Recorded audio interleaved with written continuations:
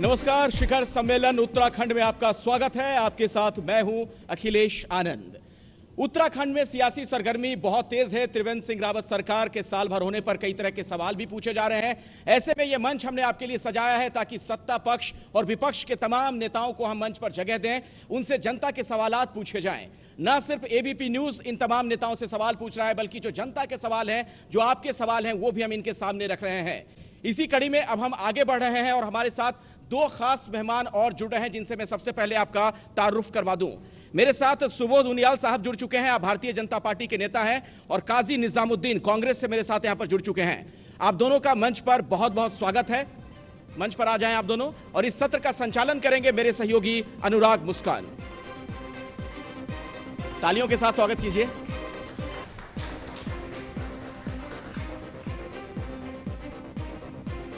अनुराग।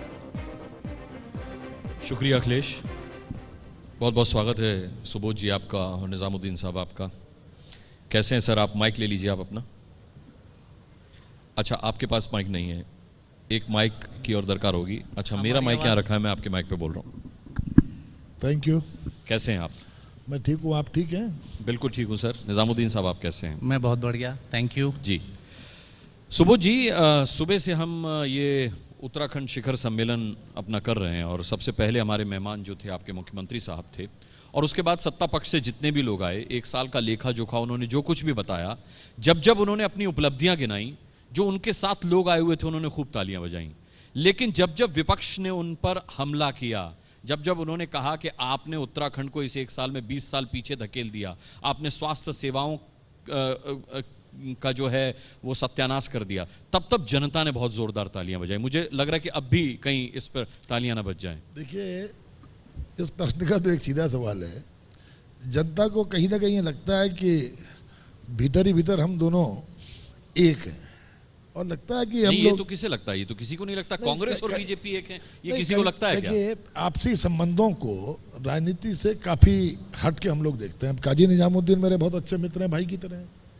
राजनीतिक तौर पर जहाँ तक आप बात करेंगे तो निश्चित रूप से इस बारे में दो राय नहीं है, क्योंकि मैं समझता हूँ बहुत ही अच्छे ढंग से इन बातों को समझ सकता हूँ, क्योंकि मुझे दोनों दलों में रहने का अवसर मिला है। मेरी बहुत लंबी यात्रा कांग्रेस में चली, और कांग्रेस में हरीश रावत जी के शासनकाल में जो इस राज्य का सत्यानाश हुआ, जिस तरह से माफिया राज हुआ, शराब के क्षेत्र में, खनन के क्षेत्र में, ट्रांसफर उद्योग, मुख्यमंत्री का चतुर्थ दलालों का अड्डा बन गया था, उन सबको देखते हुए राज्य हित में हम लोगों को निर्णय लेना पड़ा एक 30 साल की यात्रा को छोड़कर दूसरी गाड़ी में बैठने का। तो आज मुझे नजदीक से कांग्रेस को बहुत नजदीक से देखने का अवसर मिला, और आज भारतीय जनता पार्टी को मुझे एक मंत्री के रूप में देखने का अवसर मिल रहा है। तो मैं इस बात से, यानी आपने दोनों ही दलों में मलाई खाई है?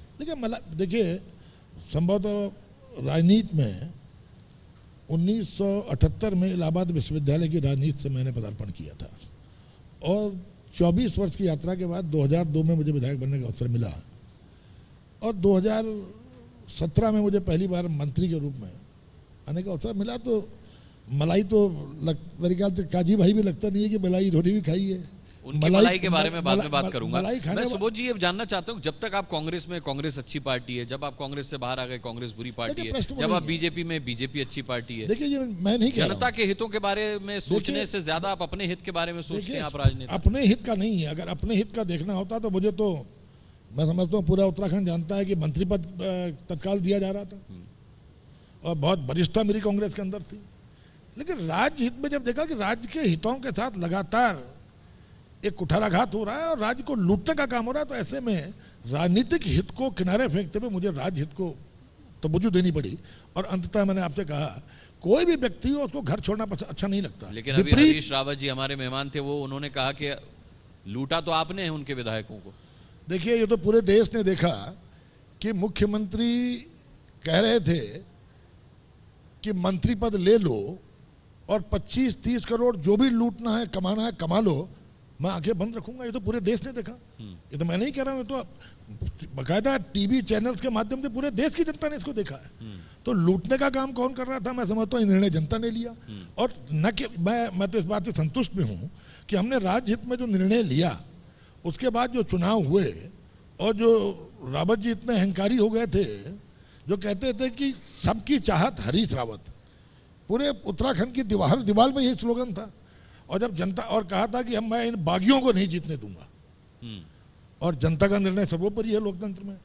जनता ने सारे बागियों को जिताने का काम किया और हरीश रावत जी को दोनों सीटों में हराने का काम किया। लेकिन जिस जनता ने आपको जिताया है, उसी जनता ने ये देखिए इतने सारे सवाल भेजे थे त्रिवेंद्र सिंह रावत जी के लिए, और देखिए इन एक सवाल में आपके इस प्रयास की भी मैं तारीफ करता हूं। इस तरह के संवाद से मैंने आपसे कहा कि मीडिया से बड़ी जिम्मेदारी आज किसी की नहीं है। अगर मीडिया निष्पक्षता से अपनी काम निकाले, अपनी जो कर्तव्यों को निभाए, तो मैं समझता हूं लोकतंत्र में सबसे बड़ा चौकीदार, निष्पक्षता की जिम्मेदारी सरकार की, सबसे बड़ा चौकीदार media. Media. Bharatiya Janata party की सरकार निष्पक्षता से काम कर रही है? भारतीय जनता पार्टी की सरकार, आपको बड़ा अच्छा मित्र बता चुके हैं, ये तो उस लिहाज से जवाब दीजिए। आप भारतीय जनता पार्टी की सरकार काम ही नहीं कर रही। अगर मैं इसको स्टेटस को गवर्नमेंट कहूं तो कोई गलत नहीं होगा, बल्कि पीछे ले जाने का काम ये सरकार जरूर कर रही है। आप कोई से भी सेक्टर को ले लीजिए, अब नोटबंदी हो गया, जीएसटी हो गया, इस पर लगभग सभी लोग बोलते आ रहे हैं। हम, मेरे दोस्त भी हैं, बड़े भाई भी हैं, सुबोध उनियाल भाई, पुराने साथी भी हैं, हम बहुत अच्छे दोस्तों में से हैं।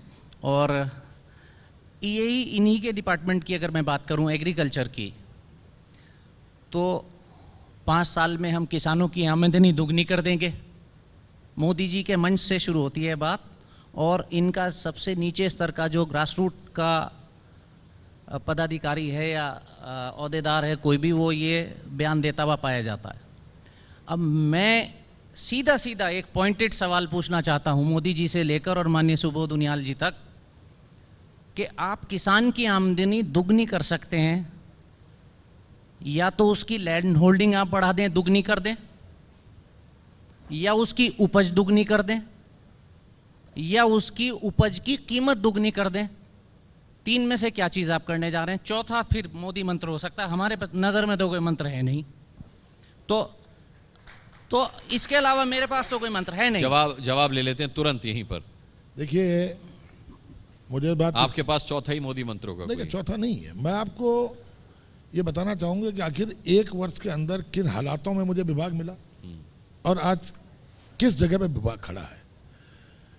2000 में राज्य बनने के बाद 2017 में जब मैं मंत्री बना, तो मालूम हुआ इस राज्य में 15% कृषि भूमि में कमी आई है। 15% कृषि भूमि में कमी आई, जो एग्रीकल्चर एरिया था वो 15% घट गया, और लगातार कृषि के प्रति लोगों की उदासीनता बढ़ रही थी।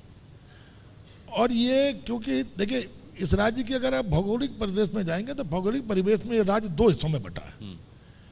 एक तराई का क्षेत्र है और एक हमारा पर्वतीय क्षेत्र है। तराई के क्षेत्र में हमारा उधम सिंह नगर और हरिद्वार, मैं समझता हूं हिंदुस्तान के किसी भी जनपद के मुकाबले अगर तुलनात्मक किया जाए तो वो बड़ी मजबूती के साथ खड़े हैं एग्रीकल्चर सेक्टर। नहीं, लेकिन किसानी की तरफ से जिन लोगों की उदासीनता के लिए आप इनकी सरकार को जिम्मेदार बता रहे हैं, दूसरी तरफ आप रोजगार नहीं दे रहे हैं, युवाओं को आपने उदासीन कर दिया, सबके लिए आपने एक ही मंत्र दे दिया कि पकौड़े तलो।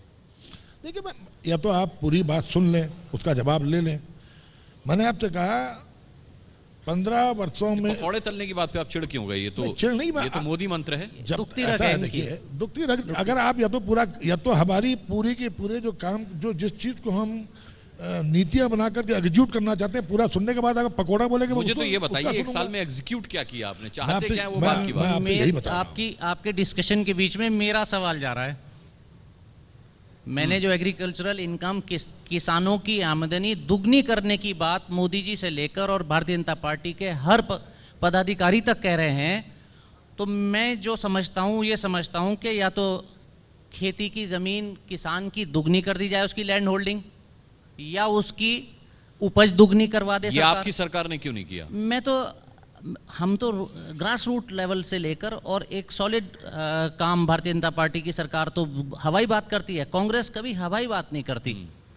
आपको सुनिए, मैं आपको बता दूं, सबसे ज्यादा आपकी सरकार रही, आपने क्यों नहीं कर दिया? मैं आपको एक बात बताऊं, कांग्रेस की गवर्नमेंट यहां थी तो उत्तर प्रदेश हमसे लगा हुआ है, वहां से 4 रुपए ज्यादा गन्ने की कीमत यहां थी।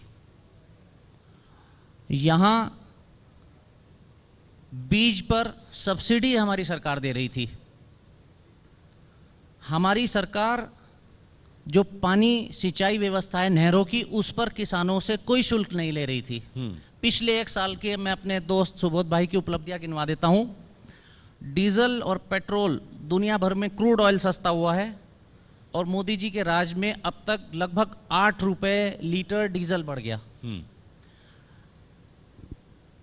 फर्टिलाइजर्स ज्यादातर गैसेस से बनते हैं, दुनिया भर में गैसेस सस्ते हुए हैं और हमारे यहां 100 से 125 रुपया पर बैग, और बैग 50 किलो का होता है साहब। एनपीके या डीएपी उन पर 100 से 125 रुपए मोटा मोटाई बढ़ गया। पानी की कीमतें इन्होंने वसूल करनी शुरू कर दी। बीज पर, जो रबी के बीज पर सब्सिडी गवर्नमेंट देती थी, इन्होंने उसको क्या किया, डायरेक्ट। मैं स्वागत करता हूं आपकी सोच का, एक सोच का, दूसरी पार्ट का नहीं। इन्होंने डायरेक्ट बेनिफिट देने की बात की कि किसान के खाते में आए पैसा, लेकिन कृषि विभाग से जो लेगा उसी के पास आएगा।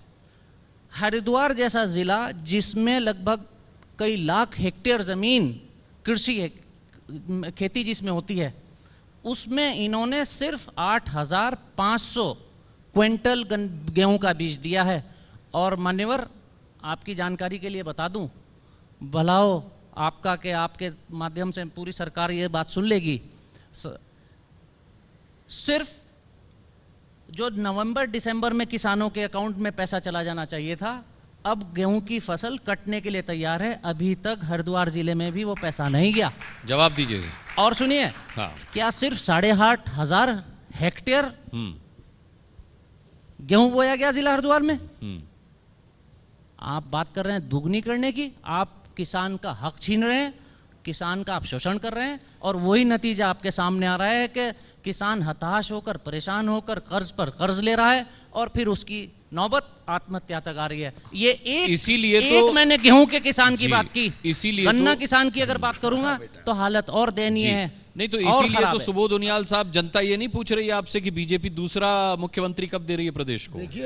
देखिए काल्पनिक सवालों में बहुत सारे सवाल आए मेरे पास इस बात सवालों का जवाब दूसरा मुख्यमंत्री कब मिलेगा उत्तराखंड को बीजेपी का। पूर्वाग्रह से ग्रसित होकर मत बोलिए। बिल्कुल बिल्कुल, आप सवालों का जवाब, मैं किसी पूर्वाग्रह से ग्रसित नहीं हूँ। ये जनता के सवाल रखे हुए, मेरे सवाल नहीं, इनको पढ़ लीजिएगा, मैं दे देता हूँ आपको। आरोप लगे उनका जवाब पहले ले लीजिए। आप पहले बोलिए। किसान की आत्महत्या का मामला आया, यहां पर पूरे प्रदेश के जगह जगह के लोग बैठे होंगे। हमारी सरकार बनने के शुरुआत के 3 महीने में आत्महत्याओं के, कथित आत्महत्या के 4-5 कैसे जाए? क्या मैं अपने मित्र से और तमाम लोगों से पूछना चाहता हूं कि क्या भारतीय जनता पार्टी की सरकार आने के 3-4 महीने की नीतियों के कारण किसान को आत्महत्या करने की नौबत आई? नीतियों में अपने नहीं, पाप दूसरे में डालकर, नीतियों में नहीं, आपने जो डिलीवर किसान नहीं किया। लगातार त्रस्त था, आपको बहुत चीज डिलीवर करने का मौका कोई मिला। योजना नहीं बनाई जा रही थी। और मुझे खुशी है इस बात की कि हमने 1 महीने के अंदर, 1 साल के अंदर 70 से ज्यादा निर्णय किसानों के हित में लिए।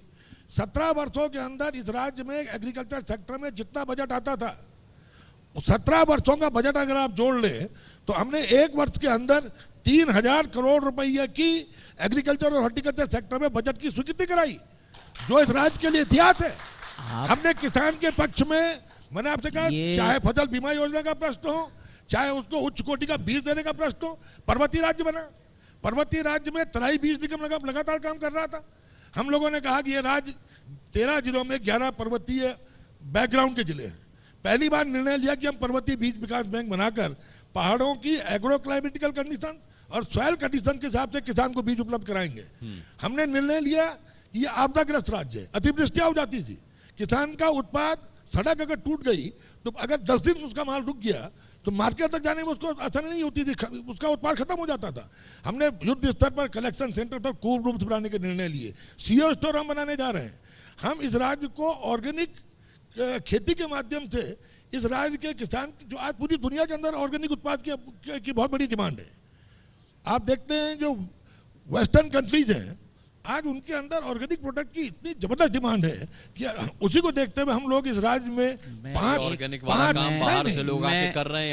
यहाँ का जो रहने वाला है वो तो बाहर जा रहा है, वो पलायन तो आप रोक नहीं पा रहे, उसी बाहर से पलायन- बड़ी बड़ी कंपनियां आके काम लगा रही हैं यहाँ पे। कौन सी कंपनी ने काम लगा दिया? नहीं, जिस तरीके किस की आप कंपनी ने ऑर्गेनिक की बात आपने कर जो रहे हैं, आरोप किया उसका यहाँ- जवाब दीजिए। नहीं, नहीं, आप मुझे बताइए किस ना, कंपनी ने काम लगा मुझे दिया? मेरे बताइए सवाल का यहाँ जवाब का कौन कौन- है? यहाँ आप का बताइए कौन ना। लोकल आदमी, अरे आप- यहाँ का कौन लोकल गलत आदमी बात है। ऑर्गेनिक का काम आपने कर रहा आरोप है? लगाया, बताइए आप किस- मुझे गलत बात, बताइए, बिल्कुल नहीं, मैं नहीं नहीं, सुनूंगा। आप जवाब मुझे दीजिए बताइए, बात का। आप मुझे बिल्कुल नहीं बताइए सुनूंगा। कि किस आप कंपनी का किस नाम लोकल, दीजिए। आप मुझे गलत बात बताइए है। कौन सा उद्योग आप धंधा आपने कंपनी का लगवा नाम दिया? दीजिए। नहीं, नहीं, मैं नहीं, कंपनी का नाम गलत क्यों बात। लूंगा? मैं आपने कंपनी का आरोप नाम, लगाया, मैं बड़ी किसी कंपनी का आ नाम गई, क्यों आप लूंगा? नाम लीजिए। मैं किसी बड़ी कंपनी का नाम जो क्यों आपने नाम लूंगा? दे आप दिया। खुद समझदार देखिए, हैं। आप पूर्वाग्रह आप से किसी को आराम नहीं से, बात नहीं, करो। मैं बोल रहे हैं पूर्वाग्रह आराम से से। बिल्कुल ग्रसित गलत नहीं बात हूँ, है। बिल्कुल गलत बात आप- नहीं है। मुझे आप आपको बताइए, आप पलायन रोक आरोप लगे पाए? हैं तो आरोपों अगर का आपने जवाब खुद किसानों दीजिए, के लिए, आपको युवाओं होनी के लिए चाहिए। इतना किया है तो आप पलायन क्यों नहीं रोक पाए? मेरे सवाल का मैं जवाब आपसे नहीं कह आया रहा था। हूं, हम वही कर रहे हैं। किसान की आय दुगना करने की जो हमारे मित्र ने बात की, ऑर्गेनिक खेती के माध्यम से, पहली चीज। दूसरा, आपने कहा, एक चीज तो आपने देखा, अभी भारत सरकार ने निर्णय लिया कि किसान को उसके उत्पाद में जितना खर्चा होगा, एमएसपी उसकी कम से कम 1.5 गुना लागू की जाएगी। ये नियत है सरकार की कि किसान की आय को बढ़ाने के दृढ़ निश्चय के साथ हम आगे बढ़ रहे हैं जी। हमने उसको इंफ्रास्ट्रक्चर देके उसको पोस्ट हार्वेस्ट से लेकर के मार्केटिंग तक की फैसिलिटी हमने ई-नेम लागू कर दिया, ताकि किसान को, जो बिचौलिया इनके राज में किसान को गुमराह करके उसको उत्पाद को, देखिए भारत का एक बड़ा दुर्भाग्य था किसान का, किसान जो उत्पादक है उसको पैसा कम मिलता था। मेरे सवाल का जवाब अब तक नहीं आया। उसी में दे रहा हूं जवाब। जो कंज्यूमर था, कंज्यूमर को माल महंगा मिलता था, कंज्यूमर को माल महंगा मिल रहा है, उत्पादक को सस्ता मिल रहा है और बिचौलिए की कमाई हो रही है। हमने ई नेशनल एग्रीकल्चर मार्केटिंग को लागू करके किसान को इसकी जानकारी मिल सके कि उसके उत्पाद का दाम पूरे देश की किस मंडी में क्या है, ताकि कोई बिचौलिया किसान को छलने का काम न कर सके। अगर किसान को उसके उत्पाद का वास्तविक दाम मिल जाए, मैं समझता हूं उसकी आय तो वैसे दुगनी हो जाएगी। एक। दूसरा, सिंचाई व्यवस्था ध्वस्त है, बीज नहीं मिल रहा, बीज देखिए, की सब्सिडी बीज के- खत्म कर ली, बिल्कुल, दवा महंगी कर दी, देखिए, सब्सिडी को फर्टिलाइजर हमने महंगा कर दिया, इनके समय डीजल जो- महंगा कर जो दिया। घपले हुआ करते थे, जो किसान के सुबोध नाम भाई, पर पैसा अधिकारियों की माननीय जेब में कृषि जाता मंत्री था, जी, हमने कैसे- डायरेक्ट बैंक ट्रांसफर की पॉलिसी को अपना सिंचाई करके व्यवस्था पूरी उस तरह तमाम ध्वस्त है। घपले को रोकने का काम किया। डीबीटी के माध्यम से सीधे सीधे लाभान्वित को पैसा जा रहा है। जो पैसा डिस्ट्रीब्यूटर के हाथ चला जाता था, जो पैसा अफसरों को चला जाता था, उस पैसे को रोककर सीधे किसान के खाते में जाए, इसको हमने इंश्योर किया। जी, देखिए, ठीक उसकी है। काजी साहब, कुछ तो ऐसा आपने भी किया होगा जो जनता ने सत्ता की बागडोर आपके हाथ से लेकर इनके हाथ में दे दी। आज आप जो इनकी खामियां बता रहे हैं, क्या वजह है कि सीधे तौर पर आप जनता से उन खामियों को लेकर संवाद नहीं कर पा रहे? जनता आपकी बात सुन तो रही है, लेकिन उसे भरोसा नहीं है, क्योंकि इनसे बड़े घोटाले आपने किए हैं। घोटाले जिनको आप कह रहे हैं, उस पर कोर्ट के निर्णय आपके सामने आ रहे हैं। या तो कोर्ट के निर्णयों को आप कह दीजिए कि हमारे यहाँ न्यायपालिका सही काम नहीं कर रही, तो फिर तो मैं आपकी बात को सही मान सकता हूं। आपके सामने जो 2G का बड़ा निकल कर आया था, उसमें कोर्ट ने आपके सामने डिसीजन दिया। मैं तो उत्तराखंड के घोटालों की बात कर रहा हूं, वो भी कम नहीं है। आपकी सरकार आती है, कहती है इन्हें फंसा देगी, इनको जेल भिजवा देगी। इनकी सरकार आती है, कहती है कि घोटालों के लिए आपको जेल करा देंगे, लेकिन होता कुछ नहीं है। मैं उत्तराखंड की बात कर रहा हूं। अभी इसी विधानसभा सेशन में जो गैरसैंण में हुआ, मैंने उसमें खुद एक संकल्प के तौर पर मैंने एक विधानसभा में मैं लाया हूं कि उत्तराखंड राज्य गठन के उपरांत 9 नवंबर 2000 से लेकर आज तक जितने वित्तीय अनियमितताएं या घोटाले सामने आए, सबकी सिटिंग हाई कोर्ट जज से जांच कराई जाए। मैं किसी सीबीआई से या सीआईडी से नहीं कह रहा हूं, मैंने हाई कोर्ट से के सिटिंग जज से जांच कराने की बात कही है। अगर मैं कांग्रेस का एमएलए होने के साथ साथ नेशनल सेक्रेटरी भी हूं, अगर कांग्रेस घोटालेबाजों को बचाने की बात करेगी तो मैं ये काम नहीं करूंगा। मैं खुद निवेदन कर रहा हूं, सर्वसम्मति से मेरे संकल्प को पास कर दीजिए। कांग्रेस बीजेपी के टाइम पर जो घोटाले होंगे, जिसने किए होंगे, हाई कोर्ट के जज किसी को बख्शने वाले नहीं। ठीक है। एक बात हमने कैग ने कहा कि विधानसभा में बजट लाए हुए, बिना विधानसभा से प्रोविजन हुए, आपने 5,000 करोड़ से ज्यादा पैसा खर्च कर लिया। और आज ही राजेश जी का बयान पढ़ रहा था, उन्होंने कहा था परिस्थितियां ऐसी थी मेरी सुन ले कि हमें बिना विधानसभा की इजाजत से खर्चा करना पड़ा। आखिर कोई कानून है, भारतीय कानून में प्राविधान है कि एक एक पाई जो आप खर्च करेंगे उसका अप्रूवल आप विधानसभा के फ्लोर पे लेंगे, और आपने बिना विधानसभा के फ्लोर में लाए में 5,000 से ज्यादा करोड़ खर्चा कर दिया। और कहते हैं परिस्थितियां ऐसी थी।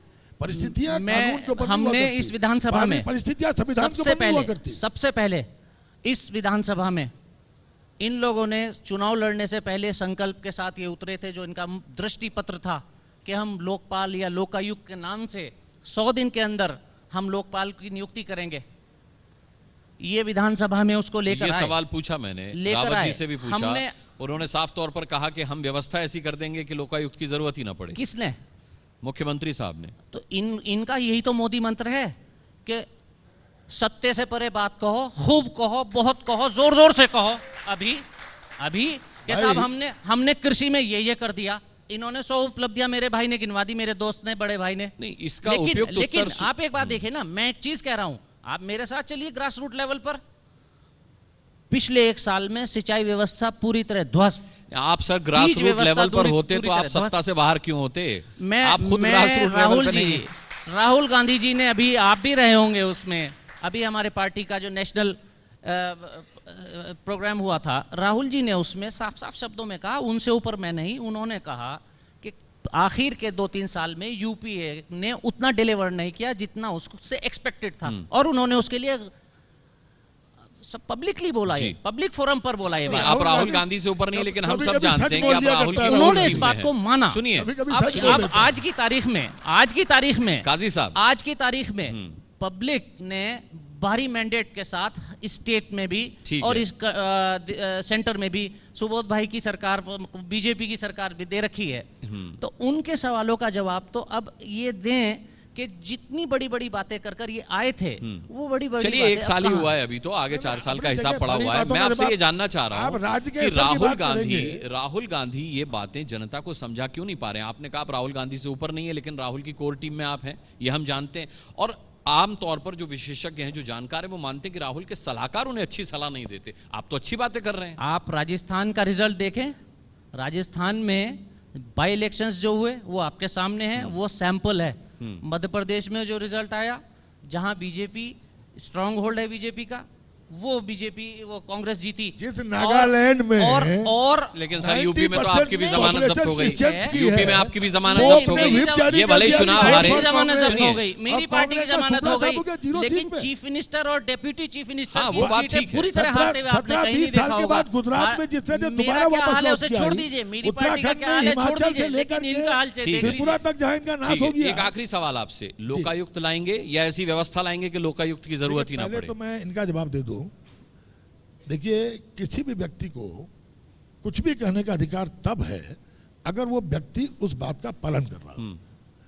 2014 तक मेरे भाई और इनके तथाकथित पप्पू साहब की सरकार इस देश में थी। नहीं, इस तरह के शब्दों का इस्तेमाल ना करें। लोकपाल आया, ये उत्तराखंड के अंदर इनकी सरकार थी, कहां लोकपाल आया? आज जो गवर्नर साहब ने प्रेसिडेंट को भेजा, गवर्नर साहब ने प्रेसिडेंट को भेजा, प्रेसिडेंट किसकी राय पर काम करते हैं? प्रेसिडेंट क्यों रोक कर बैठे? अगर उस लोकपाल को आप देख लोगे, महामहिम राज्यपाल ने महामहिम राष्ट्रपति को भेजा, क्यों रोक कर बैठे महामहिम? ठीक है, भ्रष्टतम व्यक्ति को उस फाइल में इस राज्य का ठीक है, इन्होंने जो किया जनता ने उसका इनको दे दिया, इनका हिसाब किताब कर दिया। आप मेरे सवाल का जवाब दे दीजिए, समय नहीं है। लोकायुक्त लाएंगे या ऐसी व्यवस्था लाएंगे कि लोकायुक्त की जरूरत ना पड़े? आज 1 वर्ष सरकार को होने को है। हाँ। और हमारी सरकार का पहले दिन से यह मत था कि हम भ्रष्टाचार पर जीरो टॉलरेंस की नीति पर काम करते हुए इस प्रदेश की जनता को वो संदेश देना चाहेंगे जिस भ्रष्टाचार, मतलब लोकायुक्त नहीं लाएंगे? निश्चित रूप में हमने कहा, ऐसा हमारी सरकार का ये मानना है कि हम ऐसा कोई काम नहीं करेंगे। इन्होंने कह दिया जीरो टॉलरेंस, तो इनके शब्द तो पत्थर की लकीर है ना। जीरो टॉलरेंस मतलब मुख्यमंत्री कह के गए मैं एक ऐसी व्यवस्था लाऊंगा कि लोकायुक्त की जरूरत न पड़े। तो मतलब आप मुख्यमंत्री के साथ नहीं, आप कह रहे हैं लोकायुक्त लाएंगे? निश्चित रूप से मुख्यमंत्री के साथ खड़े हैं। मतलब लोकायुक्त नहीं लाएंगे? मैंने आपसे कहा हम इस तरह की व्यवस्था बना रहे हैं कि जिसमें भ्रष्टाचार के लिए कोई जगह नहीं हो। देखिए, मैं आपसे एक चीज स्पष्ट कहना चाहूंगा, अगर आप इस पर डिबेट कर लें, इस देश के अंदर सबसे बड़ा अगर कोई है तो वो देश की जनता है। जनता के अगर जनता ये मानती है कि कॉमन आदमी का जो मॉरल वैल्यूज है वो कमी आ गई, तो मैं समझता हूं लोकपाल को ढूंढने के लिए भी आपको कहीं बहुत मशक्कत करनी पड़ेगी। आप किस आदमी पे विश्वास कर पाएंगे? वो उपचुनावों के नतीजे जनता का ही फैसला मानते हैं ना आप?